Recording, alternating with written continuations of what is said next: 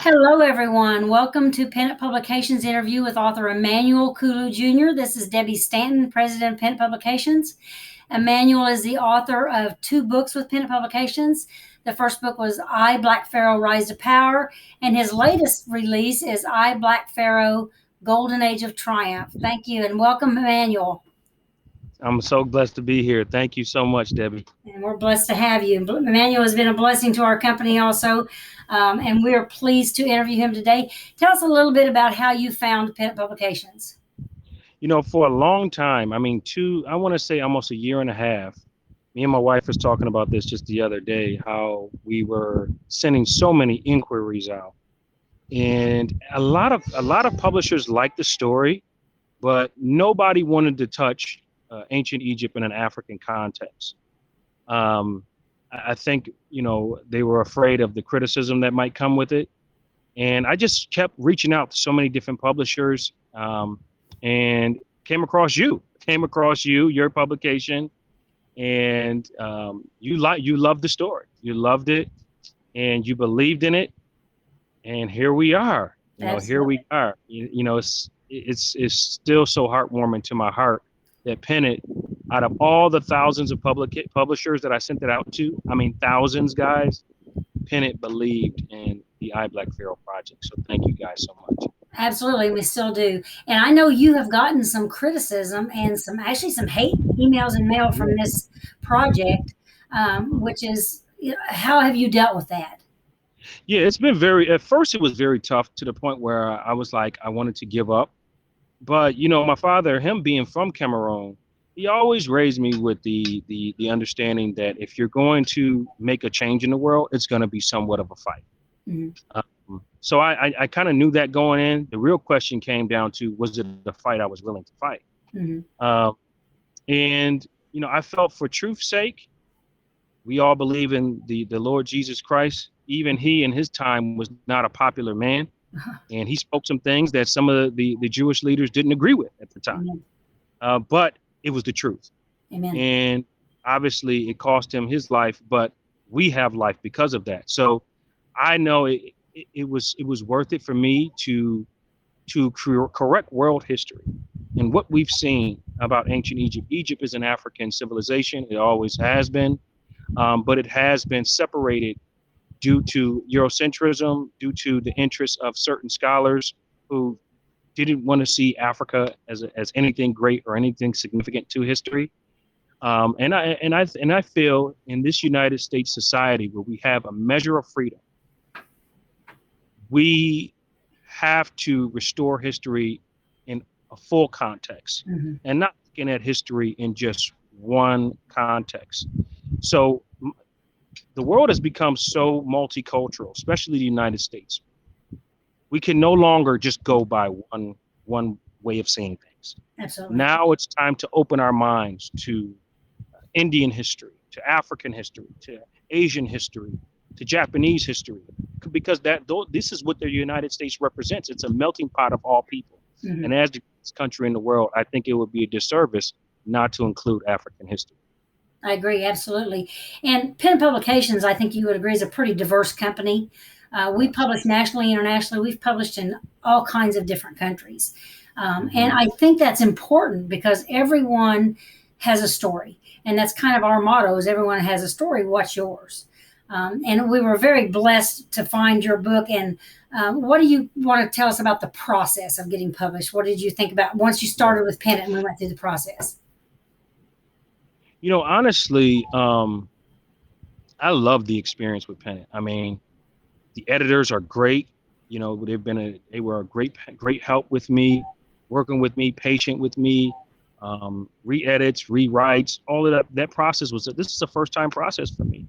I came from the music industry, and, when my father got sick, he kept talking to me about, how are you going to embrace your African lineage? What are you going to do? And being an African and being an African American, because my mother is an African American and she was an educator for over 40 years, I could kind of bridge that gap that's there, because there is a gap, and also can bridge the gap on the education side for everyone. Mm-hmm. Because miseducation doesn't just hurt African Americans. It hurts everyone. Mm-hmm. It hurts everyone. So even some teachers and scholars who have been trained to believe that Africa had no contribution to human history, they've also been miseducated. Mm-hmm.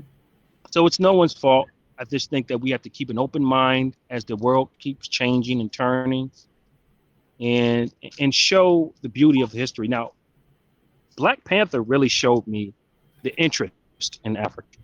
Mm-hmm. I was writing the story before Black Panther came out, but when it did come out, when that did come out, it actually did show me that this is something that the world has great interest in. Yeah, it's a great movie. So what can we expect next from you? You cut out for a second. I'm sorry. Sorry. What can we expect next from you? Can you hear me? Yes. Oh. Can you hear me? Oh. Uh-oh. We lost you. There you are. There you are. Mic went off. Yeah, that's okay. What can we expect next from you down the road? Okay. Can you hear me now, Deb? Yes, I hear you. I hear you. Fantastic. I can't hear you for some reason. Huh. Let's see. Okay. Can you say something now? Still can't hear you. How about now? Okay, now I hear you. I hear you now. Fantastic. I think we got some internet issues here. So anyway, I was asking, what can we expect next from you? Well, next, after the Golden Age of Triumph, we're going to give the Golden Age of Triumph is just due. Then a children's book. Oh. We also want to turn this into a film. That's the big goal that we've spoke about, to show a visual Mm-hmm. of Africans making significant contributions to world history. Something that's really never been seen by Hollywood. So it's Mm-hmm. a good opportunity for Hollywood to prove that they're not one way. Okay. It's an opportunity for them to show diversity, to show all history. We've seen some great European movies based off the ancient Greeks, based off the ancient Romans, and even ancient Egypt. Like Ten Commandments was one of my favorite movies. Mm-hmm. But it had Africans in positions of slavery and not positions of Egyptian rulers. So we need to correct that to show that all people have had their opportunity to rule. Mm-hmm. Ancient Egypt was the first mega civilization known to human society. I mean, there were other civilizations before it, but this was the biggest mega civilization of the ancient world. Mm-hmm. Assyria and all the others, the Greeks, the Romans, and to this day, the Anglo-American world power. I think it's important to show that everyone has had a contribution into world history. So we want to show that through the creative side, through the historical fiction side. And you know what I've noticed, Deb, is that a lot of historical fictions, they're not very fun. But I, Black Pharaoh, Golden Age of Triumph, I, Black Pharaoh, Rise to Power is a thriller. It's action. It's suspense. It's love. It's drama. It's, warfare. If you love something like a Spartan 300 or something like a Braveheart, that has a little bit of mix of everything in it, it touches every part of the human mind. And even it has, betrayal, betrayal and love. It's good to see these ancient Egyptian people as people. Absolutely. Because I think sometimes when we think about ancient Egypt, Deb, I think we think about it like, wow, they were just so glorious and all this gold and beautiful, magnificent temples. But we cannot forget that they were human beings. Mm-hmm. And, in ancient Egypt, you had royalty and you had kings and you had queens. You had kings who took two, 3 wives, four wives. And, you had some drama that happened that still happened to this very day. You had palace coups, all of those things. So you're going to get all of that in this novel. And I guarantee you, and I promise all the readers out there, when you read this novel, you will see yourself in ancient Egypt, and you will also be able to visualize it because the writing is very descriptive. Absolutely, it is. And you know what I like about it too is, as a Christian, you can see parts of the Bible throughout the book. I mean, you know who those characters are. I love that. Exactly. And Deb, it's interesting because a lot of scholars today that are African scholars, they don't use the Bible. So I'm one of the very few historians that use the Bible as the center Mhm. of my research, because the Bible is the greatest historical book, Mhm. that has survived from thousands of years now. So Mhm. um, if you look at all of these nations that have arisen and all of these great kings that have come and went, a lot of them have names in the Bible. They're named Oh in the yeah. Bible. I mean, for Egypt, you had Taharka. He was a pharaoh who was named. You had um, the king of Babylon, who was named. The king of Assyria, Cyrus, who was named in the Bible. Just so many different names to connect. Yeah. So Joseph was in Egypt. Moses was in Egypt. Abraham came to Egypt for a Oh yeah. period. So you're definitely going to find some of your favorite Bible characters in the I Black Pharaoh. Absolutely. Let's tempt the readers a little bit. Tell us a little bit about Hatshepsut. Hatshepsut was a woman who ruled the world for 20 years. Now, this is before any women liberation movements. Mhm. And let's be very clear that was not, it was somewhat of a misogynistic society as well as most of the civilizations that came.